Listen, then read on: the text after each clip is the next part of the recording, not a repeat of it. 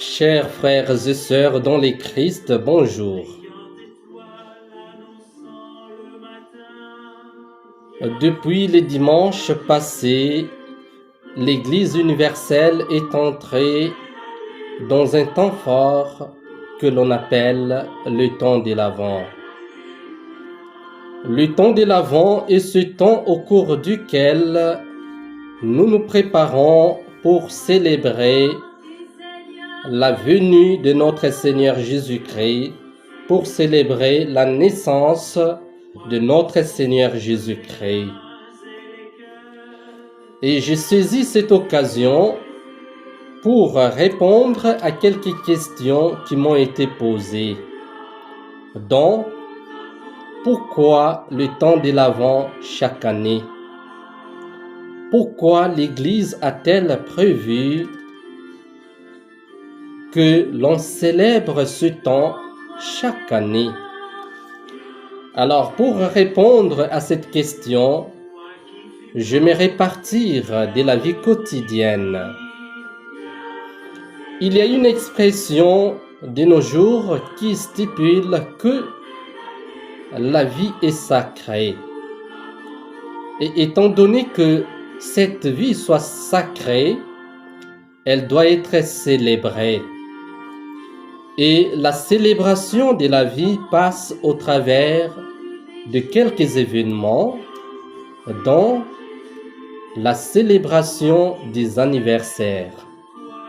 L'anniversaire de naissance, l'anniversaire de mariage, l'anniversaire sacerdotal, et j'en passe.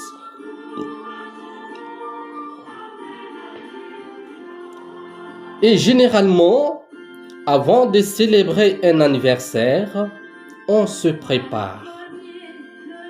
On pense à quoi porter et à quoi manger ces jours-là. Et cette préparation, c'est pour l'anniversaire des êtres finis que nous sommes. Et si l'on arrive à préparer l'anniversaire des êtres finis que nous sommes, combien à plus forte raison devrions-nous nous préparer pour célébrer la célébration de celui qui est le Seigneur des Seigneurs, de celui qui est le Rédempteur du monde. Et donc, nous avons là une raison fondée pour laquelle nous sommes invités à nous préparer chaque année à célébrer ces grands événements qui est la venue de notre Seigneur Jésus-Christ qui vient nous sauver. Mais cette préparation ne consiste pas à quoi manger ou à quoi porter, mais il est question juste de se mettre dans les contextes dans lesquels se sont mis nos aînés, nos ancêtres, qui se sont mis à l'attente de cette venue de notre Seigneur Jésus-Christ. Et donc, il s'agit là d'une préparation intérieure et spirituelle, nous exigeant à combler nos ravins et à rabaisser nos montagnes et collines, comme nous l'invite le prophète Isaïe en son chapitre 40, les 5 premiers versets, puis des versets 9 au verset 11, mais aussi à nous convertir, comme nous l'invite le prophète Jean-Baptiste en Marc 1, les 8 premiers versets. Voilà la raison pour laquelle nous sommes invités à célébrer chaque année le temps de l'Avent et donc à nous mettre dans le contexte de l'attente, nous exigeons la préparation intérieure et spirituelle pour mieux accueillir celui qui vient nous sauver. Et la deuxième question consistait à savoir ce que veut dire l'Avent. L'Avent, c'est un mot latin c'est un mot latin. Donc, plutôt, l'avant vient du mot latin. Adventus.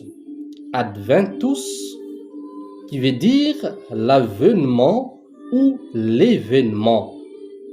Et donc, comme je l'ai déjà dit, le temps de l'Avent est le temps au cours duquel nous nous préparons spirituellement et intérieurement pour pouvoir mieux accueillir notre Seigneur Jésus-Christ qui vient nous sauver. Et ce temps nous place dans une attente, nous met dans l'attente. Alors, j'aimerais d'abord expliciter ce que veut dire l'attente. L'attente, c'est un mot qui peut se comprendre soit dans l'espace comme dans les temps. L'attente peut signifier le fait que quelqu'un se tienne debout quelque part, se tienne plutôt sous une certaine position à un certain endroit. Il peut être debout, il peut être assis, en train d'attendre quelque chose ou quelqu'un. C'est le cas de quelqu'un qui est à l'attente du bus et qui se tient dans un arrêt en train d'attendre le bus. Il est soit debout ou assis dans un arrêt en train d'attendre le bus qui va passer. Et donc, il est dans l'attente.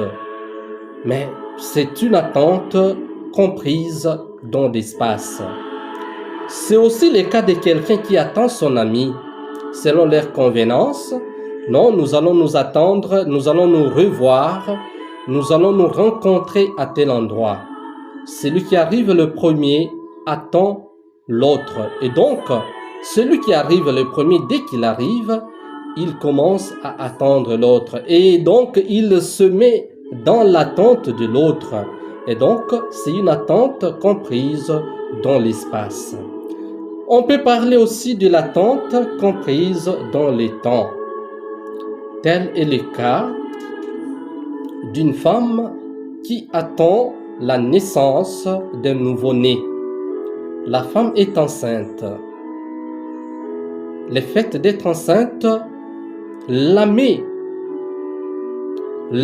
dans l'attente d'un nouveau-né. Et cette attente se passe dans des temps. Donc, elle attend un événement futur. Et cette attente ne lui oblige pas de se mettre debout, de se tenir debout à un endroit, à un seul endroit. Elle peut l'attendre tout en étant en mouvement, tout en faisant des petits travaux. Nous voyons certaines femmes plutôt enceintes, mais qui, dans leur foyer, exécutent de petits travaux. Et donc, elles sont dans l'attente, mais en même temps, elles peuvent être aussi en mouvement. C'est l'attente dans les temps. C'est le cas aussi de quelqu'un qui attend les résultats. Les résultats quelque part, parce que j'ai introduit ma demande d'emploi dans une telle entreprise. Et désormais, de ce moment-là que j'introduis ma demande, je me mets dans l'attente des résultats. Et c'est une attente comprise dans les temps.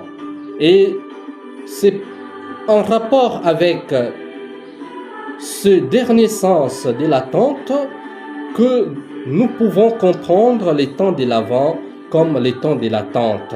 Et donc, c'est un temps qui nous met dans l'attente d'un événement futur.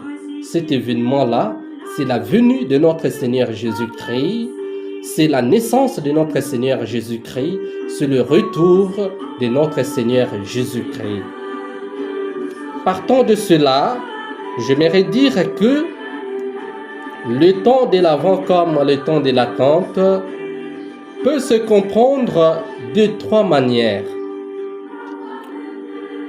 D'abord, les temps de l'Avent, comme les temps de l'attente,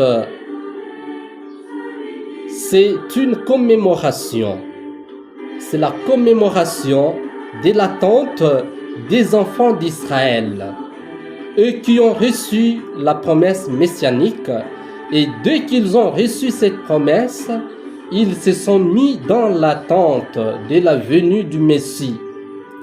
Et cette attente a déjà pris fin dès la naissance de notre Seigneur Jésus-Christ. Dès la naissance de notre Seigneur Jésus-Christ, nos ancêtres, les enfants d'Israël, ne sont plus dans l'attente. Quand bien même il y en a encore une autre branche, bien sûr, les Juifs, ceux qui sont restés Juifs, ceux-là attendent encore cette venue, la venue du Messie. Ils attendent encore un Messie qui va venir. Mais pour d'autres qui se sont convertis au christianisme, disons, cette attente a pris fin dès la naissance de notre Seigneur Jésus-Christ. Ainsi, nous parlons de l'Avent. Lorsque nous parlons de l'Avent, le temps de l'Avent nous permet à revoir, à entrer de nouveau dans les contextes de cette attente pour pouvoir commémorer ces grands événements qui a marqué l'histoire, du monde. Voilà le premier sens. Et le deuxième sens, c'est celui de l'attente du retour glorieux de notre Seigneur Jésus-Christ. Notre Seigneur Jésus-Christ, après sa résurrection, voire même pendant son vivant sur cette terre, pendant ses différents enseignements, il a nécessité de promettre à ses disciples son retour glorieux, tel que nous pouvons le remarquer en Matthieu 25, verset 31, où il déclare « Quand le Fils de l'homme viendra dans sa gloire ». Et donc, le Fils de l'homme est déjà venu, et comme le Fils de l'homme est déjà venu, mais comme celui-là est monté auprès de son Père, il a promis de revenir pour juger les vivants et les morts. Et ce retour, c'est un retour glorieux que l'on appelle la parousie. Et donc, de ce moment-là, nous nous sommes mis à l'attente. Et la promesse de notre Seigneur Jésus-Christ, qui consiste à revenir pour juger les vivants et les morts, cette promesse nous met dans l'attente du retour glorieux de notre Seigneur Jésus-Christ. Et cette attente-là nous exige une préparation intérieure et spirituelle. Elle veut que nous puissions nous tenir toujours prêts, car nous ne savons ni les jours, ni l'heure où cela va intervenir. Voilà le deuxième sens de l'Avent comme attente. Et enfin, le troisième sens, il s'agit plutôt de la venue quotidienne de notre Seigneur Jésus-Christ. Il est l'Emmanuel, qui veut dire Dieu est avec nous. Dieu avec nous. Et ce Dieu qui est avec nous, eh bien, il ne cesse de venir à notre rencontre. Il vient à chaque instant de notre vie pour nous rencontrer. Il s'agit d'une venue quotidienne, d'une venue permanente de notre Seigneur Jésus-Christ. Et c'est une venue qui nous demande aussi de nous tenir prêts, d'être toujours prêts pour l'accueillir. Voilà en quelque sorte et en quelques mots le sens de l'Avent. Et partant de ce que nous venons de dire, je pense avoir répondu à quelques questions qui m'ont été posées. Et j'espère bien que le Père Roméo Bonne-Péry va y trouver sa satisfaction, car il est l'un de ceux qui m'ont posé cette question. Merci beaucoup et je souhaite à tous et à chacun, chacune, bon temps de l'Avent, un fructueux temps de l'Avent. Merci.